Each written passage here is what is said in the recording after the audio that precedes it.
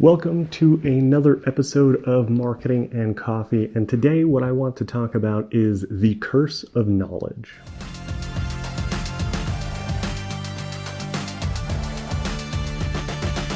Hey, what's going on? My name is Tim. I'm one of the co-founders here at Scary Good Marketing. And if this is your first time here at Marketing and Coffee, I want to welcome you.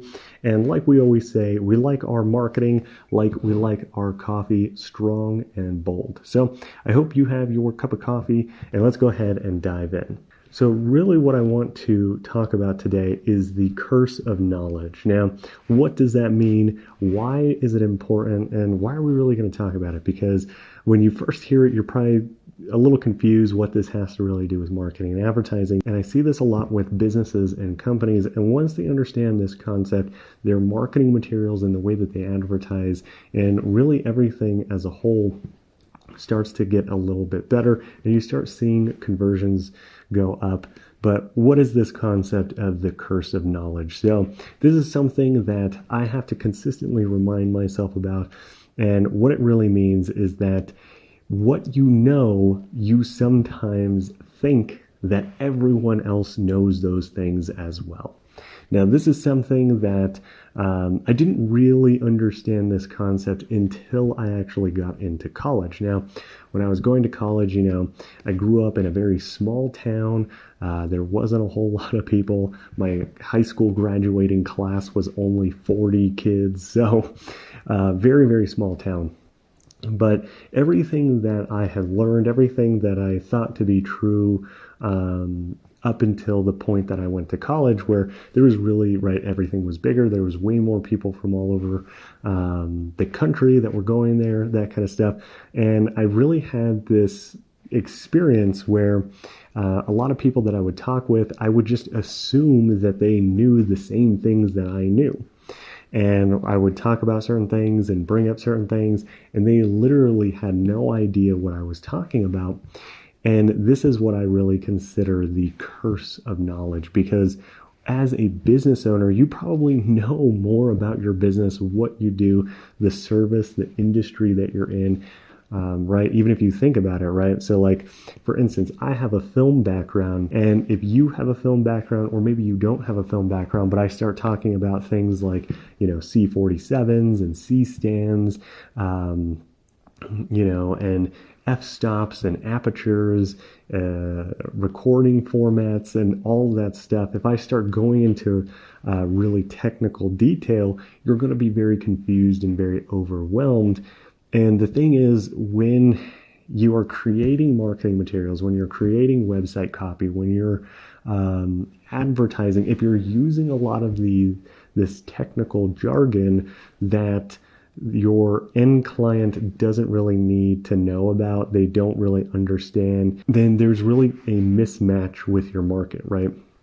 Now, for instance, if I wanted to talk specifically to people that understand, right? If I'm selling a product to people in the film industry, then I want to use those kinds of things. But right, if I was selling you on why you need to hire us to shoot you a commercial, I don't need to go into all of the technical aspects of that.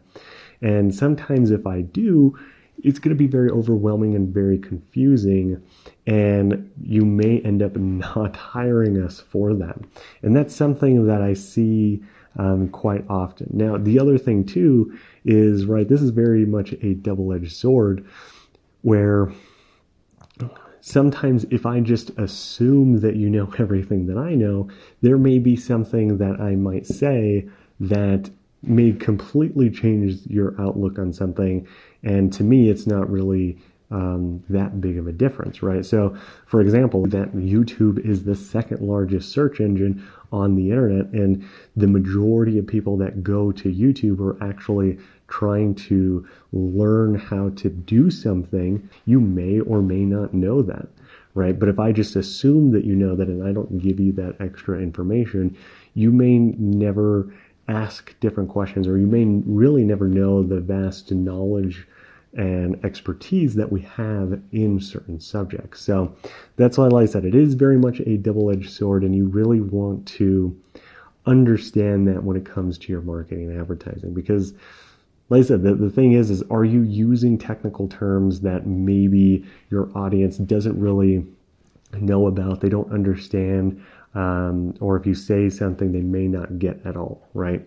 Just like sometimes if I go into a business and I tell you, hey, what is the LTV of your average customer, if you're not really up on your business, vernacular, you don't really know a lot of the more technical terms, or, like what is your best performing ad and what is the ROAS on your top ads, right? Some of you may know what that is, but for the majority of people that aren't in marketing and advertising all the time may not know what that is. And if I start using a lot of that, you can become very confused, and somebody that's confused really doesn't ever buy. Now, with that being said, I don't think that you should not use these terms, right? Sometimes you use them as a way to show your authority in that area and that you are an expert in it, right? Because if I tell you something that you may not know, you may see that as more valuable. But the same thing is what I see is that people that just continuously go down that rabbit hole of very technical terms, very, in the weeds about something, and don't ever really stop and evaluate, does my customer, the person that I'm helping actually even know what I'm talking about, right? Because sometimes people will just agree with you and they have no earthly idea. And then at the end, they're really unsure about moving forward because they actually don't even know anything, right?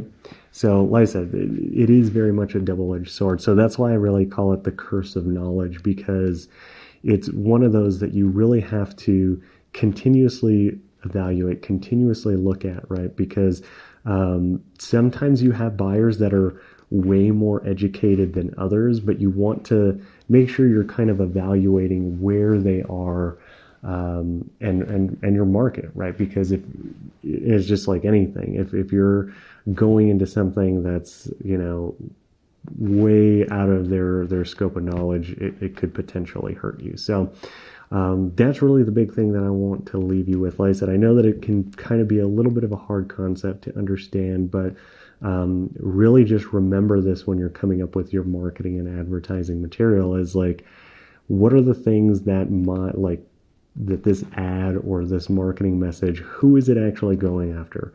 Is there things in here that maybe are unclear? Are there, or is there maybe things that we should emphasize, should talk about, that, we see every single day and we don't really think that much about it, right?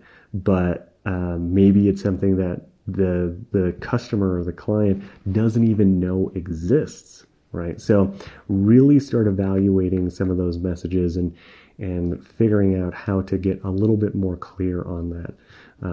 Like I said, this is something that you're going to have to consistently do time and time again, and always remind yourself about it. Because like I said, I know that it's definitely something that we have to do quite often, especially whenever we're doing these kinds of videos or, emails, any of that stuff. We always have to think about it as like go back to like the curse of knowledge, like go through it, kind of understand that.